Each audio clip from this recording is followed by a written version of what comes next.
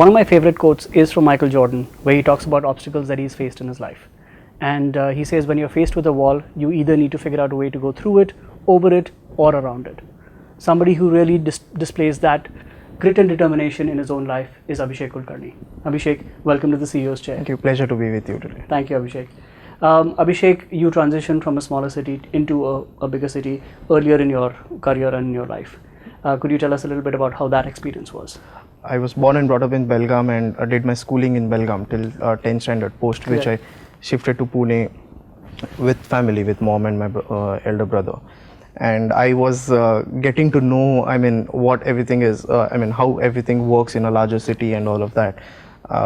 It was slightly difficult because at that point in time I was a very shy person, and I got to learn a lot of things after I came to Pune, because the exposure that a city like Belgaum would give you, Pune definitely gives you a lot of exposure, and I got to learn a lot of things, and I think that those learnings have kind of brought me where I am. And if you had to take one major takeaway from those years, Abhishek, I know that they were not easy. Yes. I know finances, getting access to finances wasn't easy as well. Yes. What is the one major takeaway that you have from those years? I think it's a positive attitude that one needs to have, and how you think, how positively you think, your life shapes the way you think, and it's the positive attitude and self-confidence that gets you where you are. Absolutely, and I think that you've managed to get that positive attitude into the business as well. Yes. You don't come from a media background, you don't come from a business background.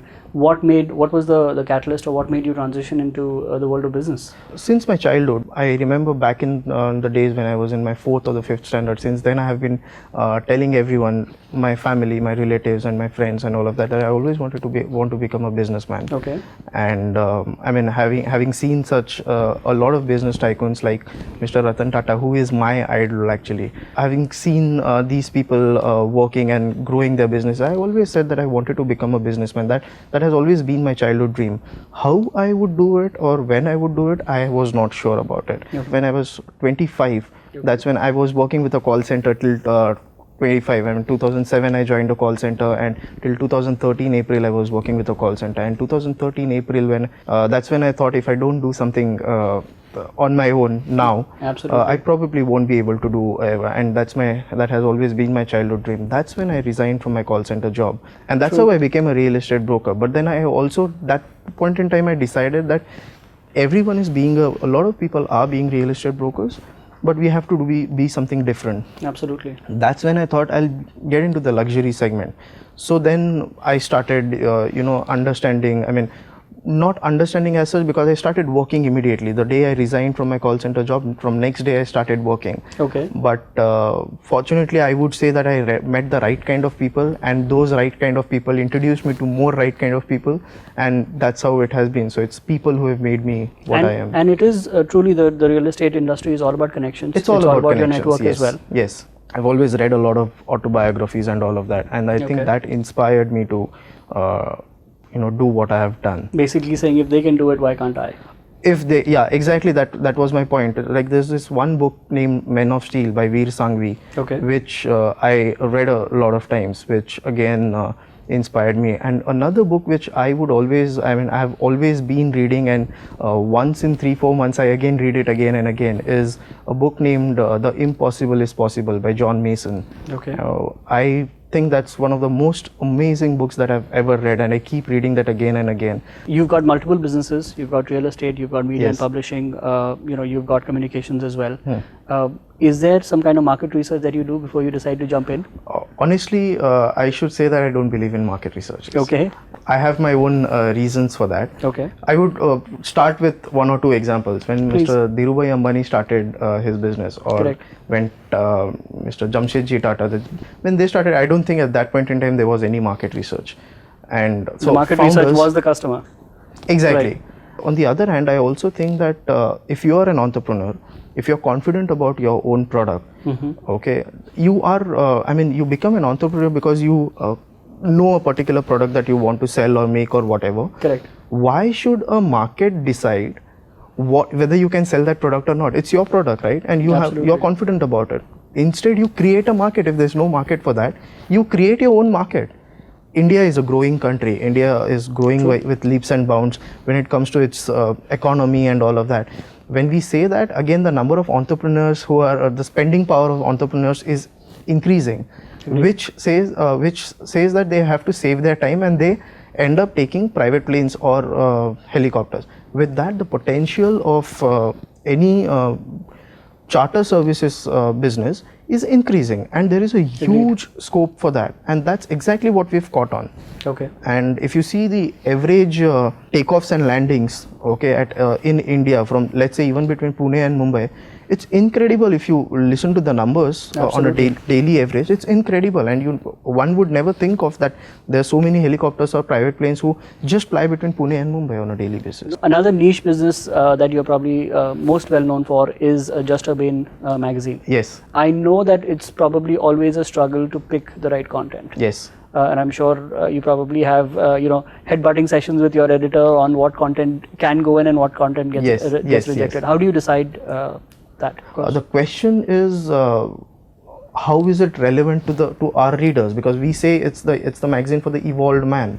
Absolutely. How is it relevant? How is the content relevant to that particular man? You have to step into the shoes of that person and then decide whether if I am that person, whether I will read this. Okay. So you've done a detailed audience profile and you're basing all of your content. It's again becomes a part of market research. I have not done that at all. I just went by my gut feeling and instinct. So when you're looking at collaborations, you're looking at partnerships, you're looking at hiring new people, what is the one quality that you look for in just a person? Attitude. Okay. Just a positive attitude. Wow. Because you can see there are one is a good attitude. Correct. Okay, and one is a positive attitude. Okay. And so what's the difference? So this positive and negative attitude, there's a negative approach to everything and there's a positive approach to everything. Absolutely. A good attitude is you're ready to do what you're asked to do. Okay. Even if you come out of with an experience, okay, if you have a bad attitude or something like that, a person would anyway say that, oh listen, you've just started a business 6 years back, I have come with a 20 years of experience, you don't tell me what I have to do. Okay. Yeah. Okay, I understand. I've taken a person, our experienced person, is because I learn from his expertise. But a person with a good attitude, he would come and say, okay, fine, let's discuss. Okay, let's brainstorm and come up with a solution, and not that I have come with an experience and you don't have an experience. So that's an attitude that I would not prefer. And a positive attitude towards everything. If you don't want to do anything, you would say, okay, fine, let's do it, but these are the challenges that I see, instead of saying that no, this can't happen. Speaking of relationships, I know that you've had very strong role models as far as women are concerned in your life. Yes, yes. What role have they played? I would say first things first, my mother has gone through a lot in raising me and making me what I am today. And of course, because of my health issues while I was a kid, and so my mom has played a very, very important, even today, if I am in a particular roadblock or anything, I go back to my mom and I speak to her, and the kind of positive attitude that she has to everything, she always says, don't worry, things will be fine. Okay, today is this, tomorrow it will be okay. That's amazing. You have your positive attitude. And the second lady I would say is a very, very close dear friend of mine, Chahat. Okay. She inspires me to do what I'm doing. She's been a great support to me since I know her. If I am in a roadblock again, the second thing I do is think, what would she do, or what would be her thought process with dealing with such kind of a situation. I think that works really well for me. So these two ladies in my life, one is my mom and one is this friend of mine, Chahat. I think my life is sorted with these two women. But no, I do agree that women play a very, very important role. And that's great to hear, because we truly are a reflection of the people that we surround ourselves with.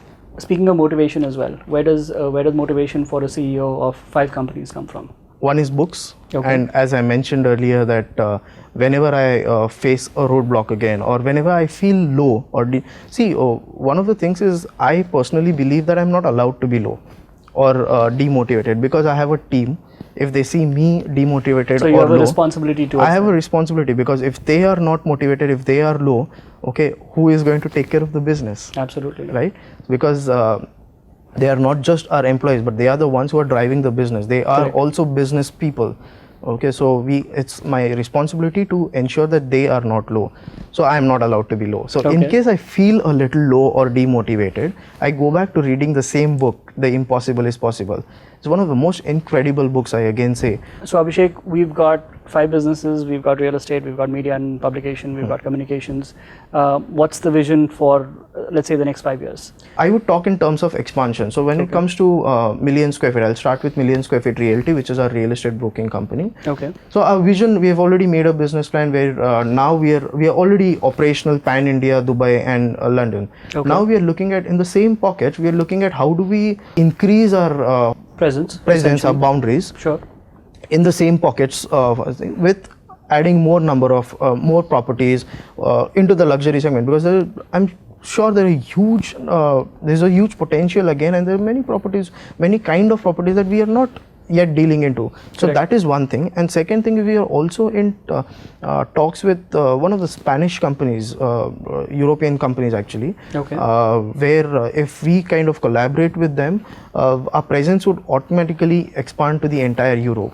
Okay, because they are operational all over Europe. So these kind of collaborations is something that I'm personally looking at doing. When it comes to Urbane Magazine, when we started the magazine, my thought was that this is not just only just Urbane in India, but since then I had always thought of having Urbane UK, Urbane Middle East, Urbane New York and Urbane Hong Kong.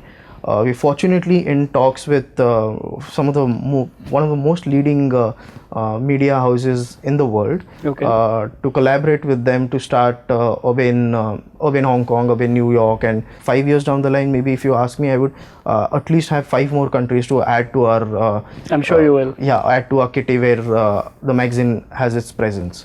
One of the things that that I've heard that you do during your downtime is you also sing. Yeah, you know, so you've recently started singing, I think. Please just give us a few lines of one of your favorite songs. I think the viewers would really like that. I mean, I'm to do it something on this platform, I would be like really, that would be the worst decision maybe I would say of my life. But I would, I would still try doing it. Zindagi ki yahi reet hai, हार के बाद ही जीत है, थोड़े आंसू है थोड़ी हंसी, आज गम है तो कल है खुशी, जिंदगी की यही रीत है, हार के बाद ही जीत है.